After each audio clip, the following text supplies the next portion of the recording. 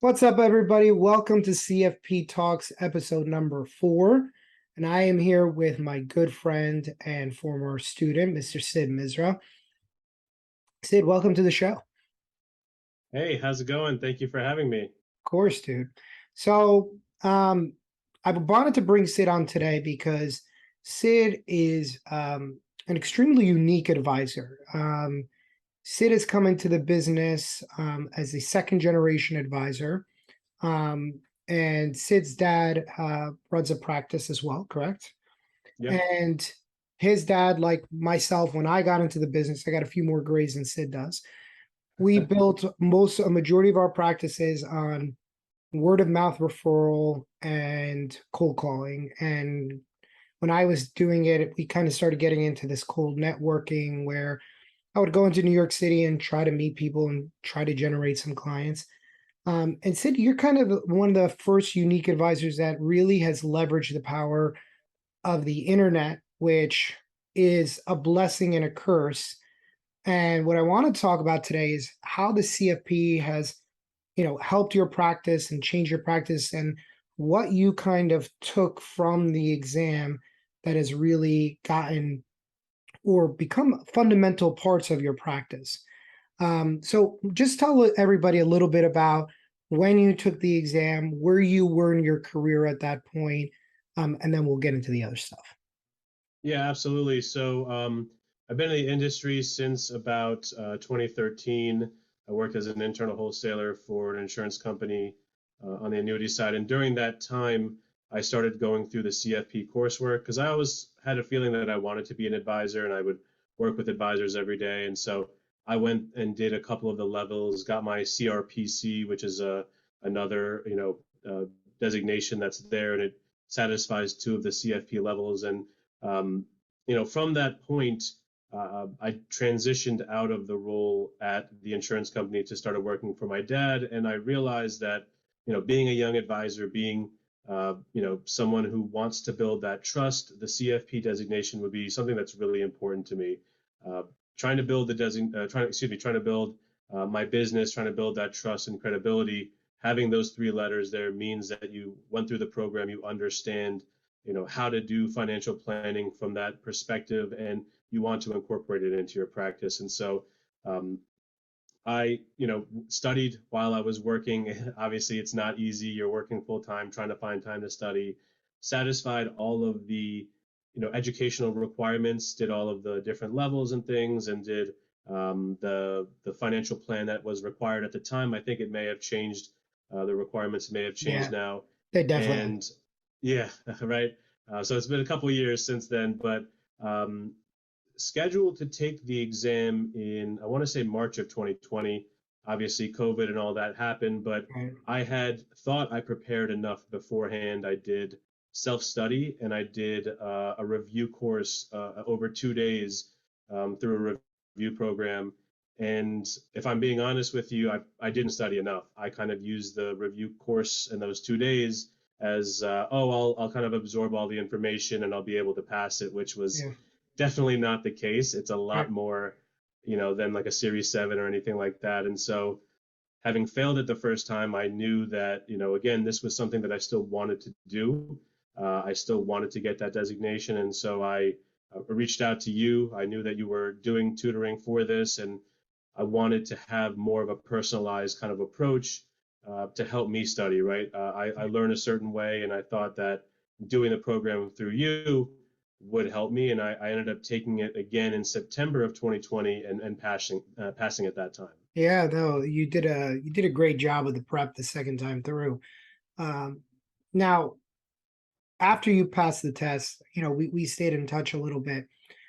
What type of practice do you primarily run? Are you more on the investment side, the retirement side? Like and I think I know the answer to this because I worked at Smith Barney, and our all of our practices were geared towards investments. Like we only got paid when we sold investments.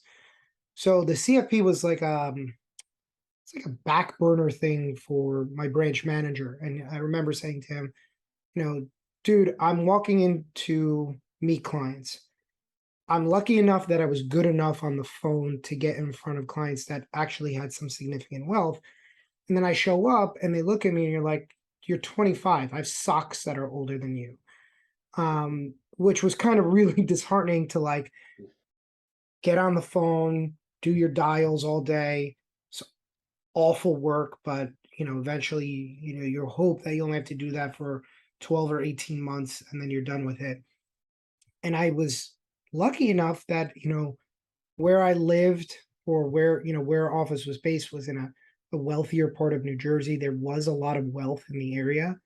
And I really focused locally and I was going after 401k plans, but then you'd show up and people were like, dude, how old are you? And be like, 25. And then be like, cool. There's a door, get the hell out of here. So like, I knew at that point I had to change and I had to become a financial planner. I couldn't go out and sell investments. Were you dealing with the same thing? I mean, you went into practice a little later than I did. I started at 23. You were what, 26, 27? I actually started when I was 30. Yeah. 30. Okay. So like you were already a little older, more seasoned. You spoke better than I did. And that was a big, I was immature. I was young. So I knew that I had to do some level of financial planning if I was going to get clients. Did you feel the same way when you got started? Was that like the motivating factor for the exam? Yeah, I mean, I definitely felt like it was something necessary, and I felt it was necessary even before I started with my dad. I started with him in 2017 when I was 30, and like I mentioned, I was kind of getting the work done beforehand. I did the CRPC, which satisfied some of the levels. It's funny that you mentioned just investments. When I was an internal wholesaler for an insurance company, I worked with quote unquote advisors who were Yeah. only trying to sell, and it kind of introduced you to the bad side of the business where people are only looking at it as a transactional type of approach. It's kind of a big reason why the industry I think has a huge trust issue. And so for me, and having a father in the industry and having someone I talked to the entire time, um, it just made sense that you don't approach it just from an investment standpoint. You don't approach this just from a transactional standpoint. These are relationships that you want to build and you want to be there for throughout the time. And to do that, you have to do planning. You can't just focus on investments because you have to be taking in the whole picture. And so going into me working for my dad at age 30, that was a big driving factor behind the CFP was Mm. I want to do this and I want to do it the right way. I want to get this designation not just because of the letters, but because of what it stands for and the work that goes into it and what financial planning actually means for the client Mm. themselves. So what has that kind of evolved into for you now? What does that financial planning actually really look like? And how did the CFP help that for you? Yeah, when we sit down with a client, we want to understand where they are financially, all of this, all of it, right? The good, the good, the bad, the ugly. Mhm. We're talking about debts that they may own, assets that they own, cash flow, insurance or lack thereof, investment planning. We're taking into account all of those things. And, you know, to me, the CFP really solidified that. It was, as a young advisor, I think a great tool to help me see that these are the different parts of it. I really enjoy working for my dad, but he's also very, very busy, and it's tough to be trained on a lot of this stuff. It's tough to Yeah. learn, and Yeah. so I think having that framework there and going through the process. Okay, when we do insurance planning, these are the things that you want to consider. When we're talking about taxes, don't forget these things. When we're looking at estate planning, you may not be dealing with people that are above, the estate planning limits of whatever those millions are, but you still have to understand how to, approach it for them specifically. And so I thought that the CFP, and I still do, think that it was such a great framework on how to approach financial planning, how to look at a family or a household from where they are, and then talk to them about where they want to be, and then the planning step is how you guide them along the way. Mm. Um, One of my favorite parts is, though, it's also an ongoing process. It's not just set it and forget it. This is an ongoing thing that we get to be a part of throughout their lives, and I just love that fact about it. Yeah, that's interesting, and I'd like to hear your opinion on this, but I'll tell you this. So when I got into the business, my first day of production was February 1, 2008. which was 6 months before Lehman went under. Yeah. And I interned through college. So I started interning in 2003. So I graduated college in '06. I spent a year and a half as a sales assistant, and I started my coursework while I was a sales assistant. Mm, But a lot of time, and this was kind of the point where the business was really changing over from a transactional to a fee base, because the industry had gotten smacked so many times because of, we were dealing with, you know, essentially the tech bubble, then 9/11, then we had mm. the housing crisis. And especially, I knew after the housing crisis, the industry really changed a lot, because everybody who wasn't doing some level of risk management with their clients, especially from the investment side, there was just countless numbers of lawsuits. And I was lucky that I worked with three guys. I was the fourth guy on the team. I was the most junior person. And we managed a lot of money. Like, we managed, I think when I left, we were managing somewhere around like 560 million. It was a very large practice. And, the goal was eventually, over the next 5 years, was to get to $1 billion. The issue that was happening was, you know, those guys came in with certain ideas, and they were super biased. And this is Mm. really what the CFP did for me, was it emotionally detached me from the investment side, because the I looked at everything through the guise of investment planning, which, I would dollar cost average. I understood certain things about the market. However, it really detached me, because the only thing that I knew about investing was buy term and invest the difference. And every insurance agent sucks and is a scumbag, and they missell their clients into things. And so I went in, which was like, never do insurance, never do insurance, never do insurance. And they put this, like, whole life insurance was deemed as the most inappropriate thing that could was possibly there. Annuities got a huge bad rep. And in fairness, there was definitely a reason why that happened. However, the product themselves had nothing to do with it. It was just a product. And I like that I started asking better questions, and asking people if they had ever heard of X or heard of Y. And it completely changed the way that people interacted with me, because I wasn't a 25-year-old kid. I was a financial planner asking people of whether, I remember this was one of the questions that really separated me out. Was I would ask people, about when they wanted to retire. We would talk about Social Security, and it was a very common, "Oh, yeah, there'll be no Social Security, ha ha ha, yeah." But it'll be like, "Hey, are you going to be supporting parents? Are you going to be supporting siblings? Do we have other things do we have a child that we're worried about that we may have to support and give some additional monies to?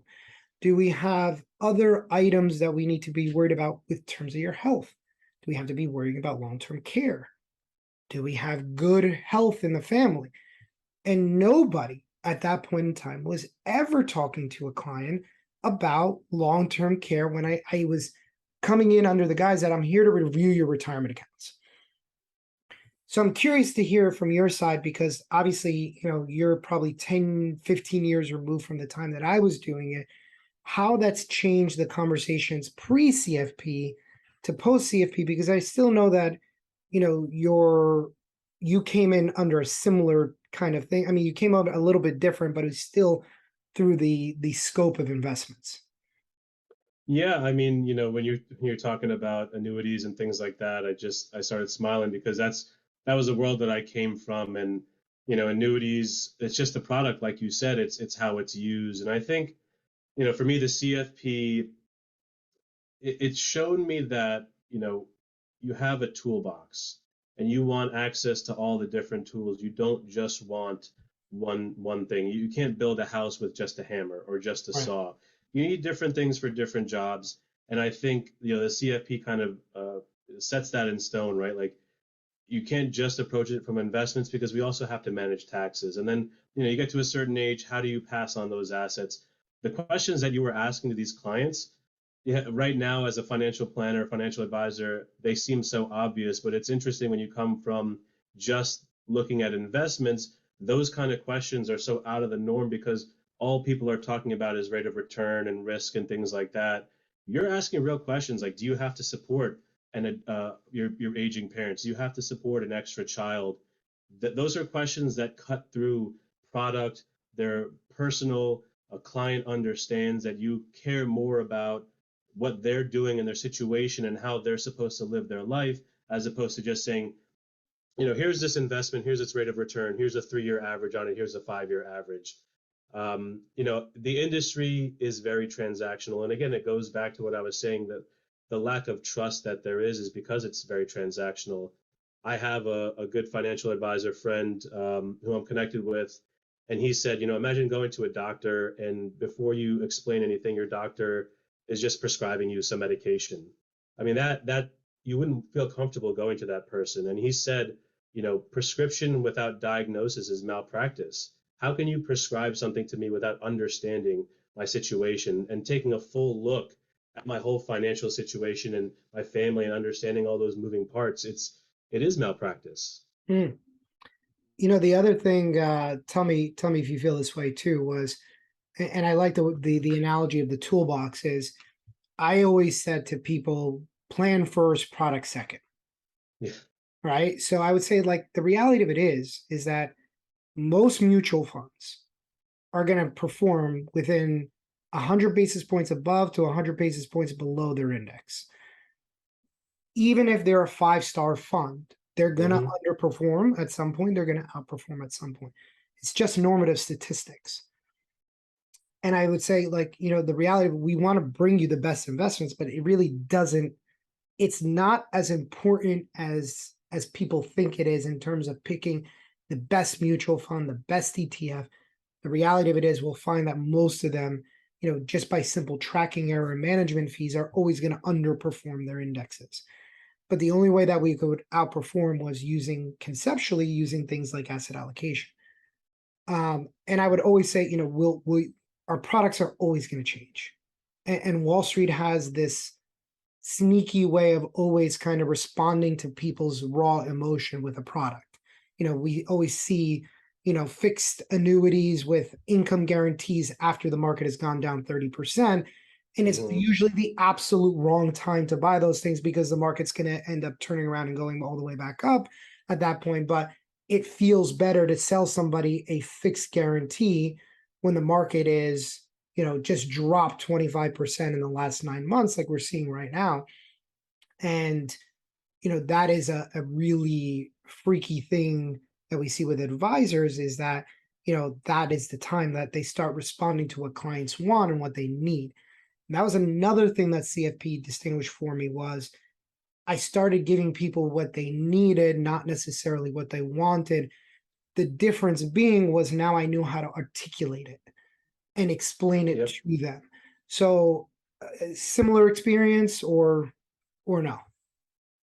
Yeah, no, I think it's like you said. I mean, you want you understand that taking certain actions, possibly certain investments, would be in the client's best interest, but how do you effectively communicate it? If you're only approaching it from a product or investment standpoint, you sound like 90% of the industry, and it's really, really hard to differentiate yourself.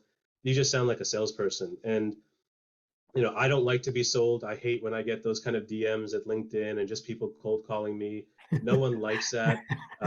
Nobody wants to be working for or working with someone or paying someone to just talk about that stuff. And so I think, the CFP, like you said, it gives you an opportunity to reframe it and refocus and approach it a different way. If you can say, look, this is an issue that you have, and I'm looking at it in the context and the lens of your overall finances, and not just yours, but your family's and the legacy that you want to leave, that's a much easier conversation to have. Mm. When you're talking about, okay, then this particular investment or product is actually a good option for you in that regard, than just coming out of the blue and saying, I think you should be in this investment.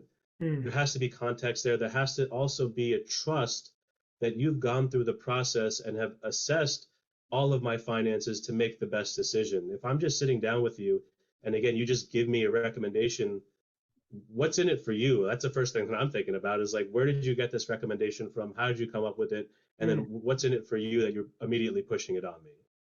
Yeah. No, I mean those are great points.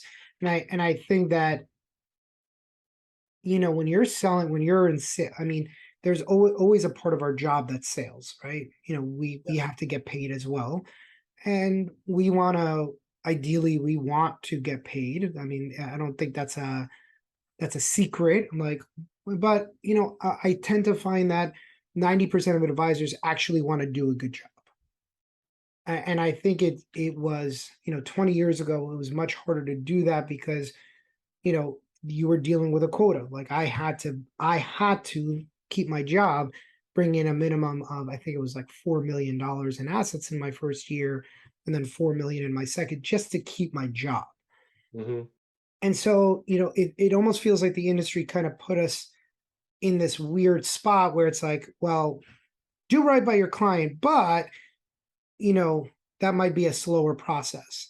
And I feel like everybody who really embraced it, the planning side, not only did it give you access to the clients that you ultimately wanted, but it gave you access to a referral line that was incredible because you are being so thorough. You are asking all the right questions, and genuinely you are doing the right thing by your clients, and teaching them that products are interchangeable. I kind of just think about it like, even if you're a personal trainer, like you're gonna have different exercises can be subbed out for each other on Mm-hmm. different days and different cycles and and we find this to be, good practice no matter what we do, is that products will always be interchangeable. There'll always be something new and better. And it's kind of the great part about the industry is that it does evolve and get better and cheaper and accessible. But at the same time, there's people with quotas that are trying to sell you something, and that's hard. Well, I'd be remiss if I didn't chat a little bit about the exam with you. And I know it's you're a couple years removed now from it, but let's just chat a little bit about your first time going through and your second time going through.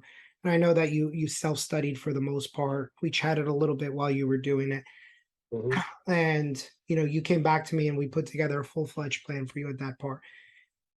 Looking back at that experience, obviously nobody wants to sit there and study for the exam for 9 months or a year and a half and elongate that process, which, I've probably encountered more second, third, and fourth time test takers now than I ever have before. And it's, even if you look at CFP statistics, we are seeing a lot more failures than we have in the past. If you had to boil it down to a couple of points, what would you say the difference was between your first time and your second time? That if you're chatting with somebody who's going to take the exam now, that you would tell Yeah, it's a really good question. I think having a plan, it's so funny we're talking about financial planning. I mean, having an actual plan of attack. When I did it myself, I went through the material. I thought I understood it, which I didn't. And I think, the CFP is it's such a tough beast because you have to have a real understanding of the concepts. It's not like this surface level thing where, you like a series 7, you do enough practice exams, you'll kind of get it and you can pass. them? Yeah. The CFP, you really have to understand why certain things are the way they are or the different rules. You read a case study, then you have to be able to just pull the information from that based on what they're giving you. It's a lot more in depth and a lot more, laborious to just understand. And so, not having a plan, I thought I knew enough, but I didn't. And when I had a plan when I started working with you, Mm, it was like, okay, look, here are the things that you do well, and here are the things that you really need to work on. And then just kind of going through that process, right? From the ground up, fundamentally just understanding different things and building upon that. To me, as someone who is not the best at studying, who is working a full-time job, which many of your clients and probably the people that are watching this are doing, to know that, okay, I have this work that I have to get done today, and it'll get me a little bit closer. And if I know if I do this today and I do this tomorrow and I meet with Joe on Wednesday, I'll be a little bit more ahead. Whereas when I was doing it by myself, I didn't know where I was, and I didn't know if I was making progress. And I think about it now, and it reminds me of some of the clients that I work with. Some of the clients I work with, and it's not to say that when I did the first time I wasn't putting in the effort. I don't think I was, I had the direction and kind of, where I wanted to go. And like I said, it's very similar to my clients. I work with a lot of clients who make good money, who are good savers. They just need someone to guide them.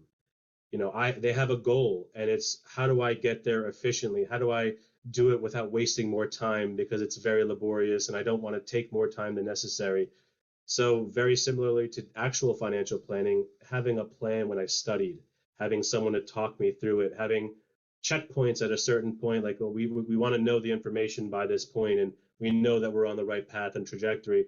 That stuff matters, and it helps me as someone who's studying know that my efforts are adding to my understanding of it. I know that I'm making progress, and I'm not just kind of churning in the mud, not getting anywhere.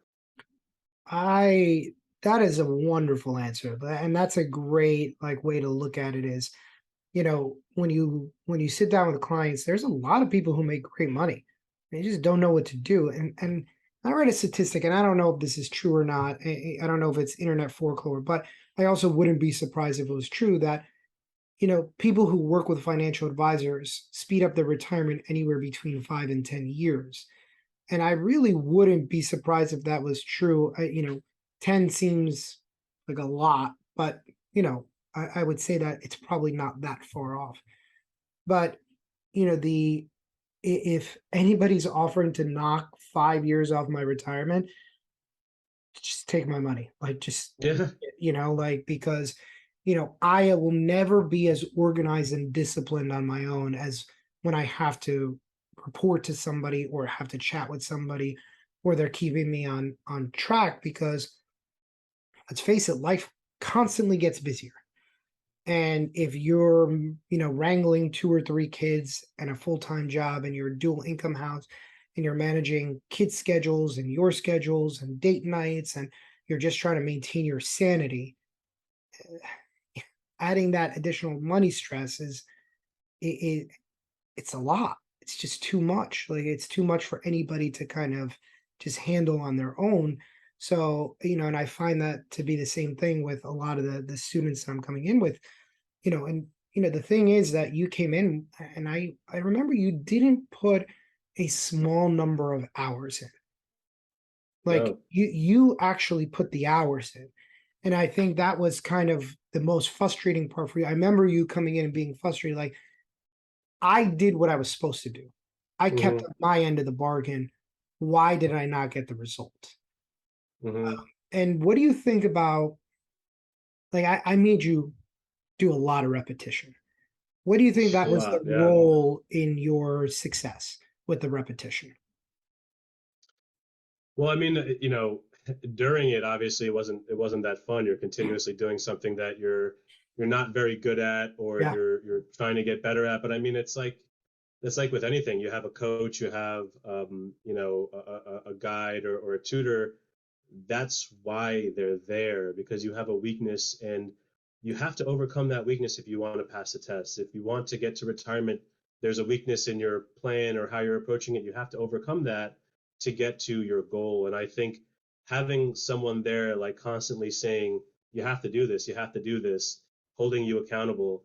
You mentioned it. I mean, I think, life has a lot of distractions, and we all are very, very good at kind of justifying, oh, I worked really hard, or I did it. I can kind of take a break. Like, we make excuses for ourselves way faster than we let other people make excuses. And so I think having that external person holding you accountable, knowing that when I go into the tutoring session, if I didn't get my work done, that's an issue, right? And I got to hear about it from you. And I also know that now the timeline is going to be, delayed a little bit if I don't make up that work. Like, those kind of things, especially for me. I know a lot of other people are very self motivated that can do that, and that's fantastic.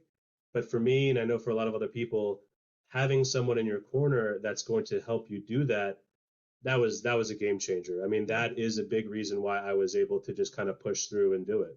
Yeah, and we had a lot of unpleasant conversations throughout the process. A lot, You know, yeah, I remember there was one time I was like, and I think I just said, like, Sid, I need more from you.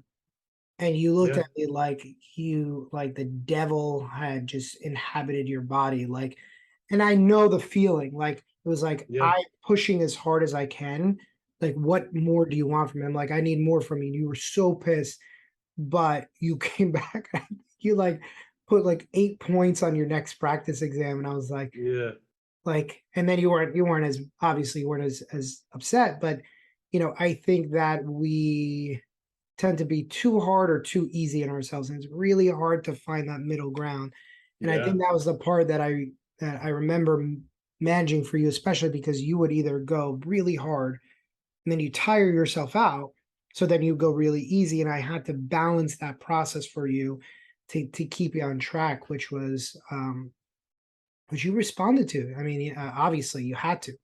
There was no other way around it. But that's um, like that's a good coach. I mean, I'm sure there's plenty of athletes out there that could overtrain or undertrain, but you have a coach that's like, look, you don't have to do more than necessary, but you need to do a certain amount. that's They're right. there. It's tough love. It's like, hey, look, I'm here to make you better. That's right. And for me, it sucks to hear, but you have to be coachable. Yeah. Yeah, and nobody wants to hear that they're not doing well. Right. And I actually just had this conversation with two people where I'm like, we just did our first mock exam for November. And we're about a month out from the November exam right now. And I just had this conversation with two people. I'm like, you got to push harder. You got to push harder. And they're insanely pissed at me right now. But um, it's usually the differentiating factor is Yeah. that coaching. It's the I always say, like, I'm a great teacher, but I'm a better coach because I know Yeah. that the process is that, and this, there's a lot of very smart people who fail the exam. And there's a lot of people that they have their CFP, and you go, they came in, they did exactly what they needed to do, and they embraced the process.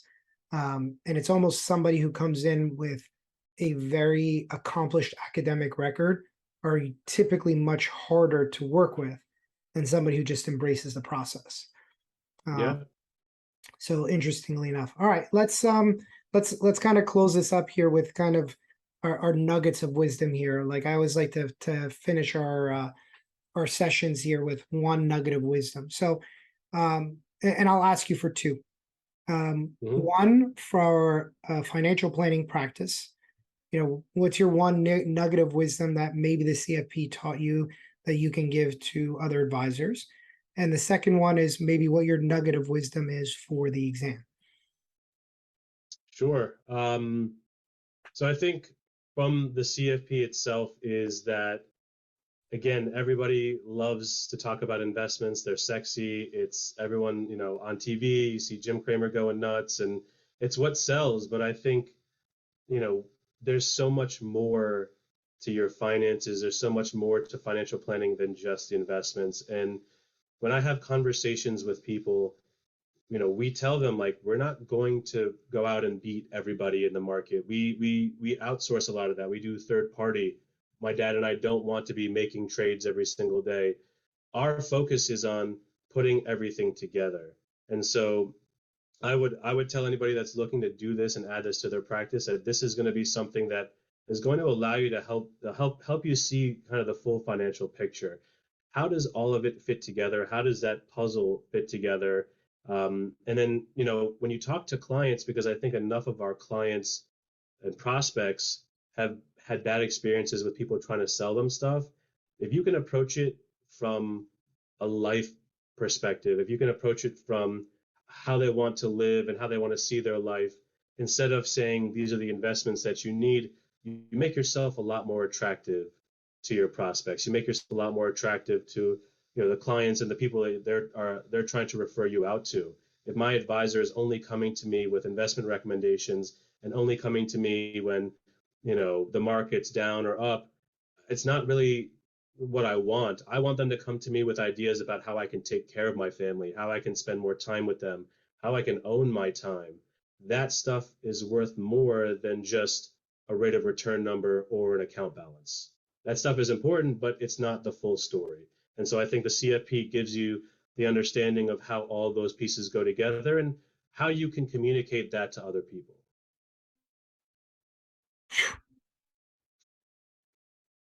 Damn, dude, that was great.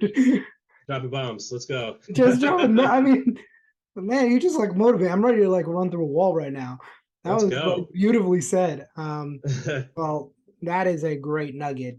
That was incredible. So, thank you for your time. Thanks for doing this with me. And ladies and gentlemen, Mr. Sid Misra, he is. You can find him on LinkedIn. Um, and what else? What else, Sid? What else do you have going on in your life right now? You gotta, I'm big on YouTube, youtube.com/Sid Misra. Check out my videos. I do financial education, and that's, I take that from the CFP, right? I can talk about more than just investments, Awesome. from not just from like a marketing standpoint and a compliance standpoint, because you don't want to just be talking about rates of return with compliance. Yeah. We'll have our back offices and things, but how are you talking about the other parts of finance and how are you connecting with people on a different level than just investments and rate of return? I think people are just sick and tired of hearing about the market. They want to hear about how you're helping them in Yeah. other ways than just the money side of it. Amazing. All right, we'll put Sid's details down in the description of this video. Sid, thank you so much again. And ladies and gentlemen, we'll see you in our next episode. Have a good day. Thank you.